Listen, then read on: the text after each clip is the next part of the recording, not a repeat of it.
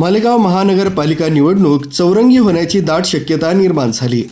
दीर्घकाळ सुरू असलेल्या प्रशासकीय राजवटीचा लवकरच शेवट होणार असून निवडणुकीच्या पार्श्वभूमीवर इच्छुक उमेदवारांमध्ये हालचालींना वेग आलाय. सभागृहात स्थान मिळवण्यासाठी सर्वच राजकीय पक्षांकडून जोरदार तयारी सुरू झाली आहे. निवडणुकीची अधिकृत घोषणा होण्यापूर्वीच शहरातील राजकीय समीकरण झपाट्यानं बदलताना दिसत आहे. काँग्रेसच्या अनेक नगरसेवकांनी स्थानिक इस्लाम पार्टीत प्रवेश केल्यानं काँग्रेसला मोठा धक्का बसलाय. राष्ट्रवादी काँग्रेसचे नगरसेवक मूळ पक्षाला रामराम ठोकत MIMमध्ये दाखल झाल्यानं MIMची ताकद वाढली आहे. जनता दल जवळपास संपुष्टात येत असून त्या पक्षातील नेते, कार्यकर्ते तसंच नगरसेवक समाजवादी पार्टीत सहभागी झालेत.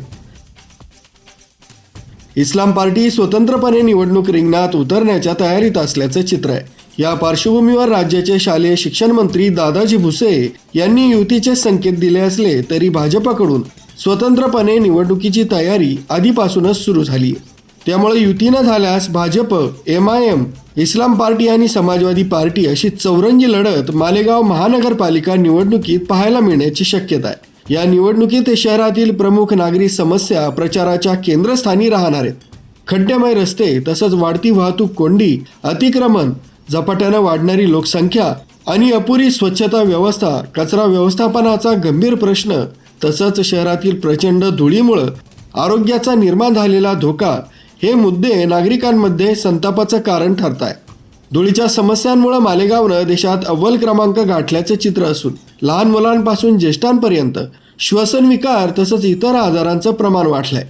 याशिवाय आरोग्य सुविधा आणि शासकीय रुग्णालयांची मर्यादित क्षमता, बेरोजगारी आणि युवकांचे प्रश्नही या निवडणुकीत महत्त्वाचे ठरणार आहेत. त्याचबरोबर बनावट जन्म दाखला घोटाळ्याप्रकरणी सुरू असलेल्या SIT चौकशीचा मुद्दा देखील या प्रचारात ठळकपणे उपस्थित केला जाण्याची शक्यता आहे. मालेगाव मध्य मतदारसंघात इस्लाम पार्टीचे संस्थापक माजी आमदार आसिफ शेख यांनी जनता दलाच्या नेत्यांना सोबत घेऊन एकत्रित लढण्याचा निर्णय घेतला आहे. MIMचे आमदार मुफ्ती इस्माईल यांच्याशी तगडी लढत होण्याची शक्यता वर्तवली जाते. तर मालेगाव बाह्य मतदारसंघात शिंदे गटाची शिवसेना व भाजपा यांच्यातील युतीची शक्यता धुसर मानली जाते.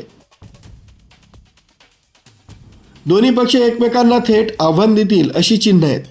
तसंच दोन्ही गटांतील नाराज नेत्यांकडून स्वतंत्र विकास आघाडी उभी राहण्याचीही चर्चा सुरू आहे. एकूणच बदलती राजकीय समीकरणं आणि शहरातील ज्वलंत नागरी प्रश्न यामुळे मालेगाव महापालिका निवडणूक अधिकच चुरशीची आणि निर्णायक ठरण्याची चिन्ह स्पष्टपणे दिसून येत आहेत.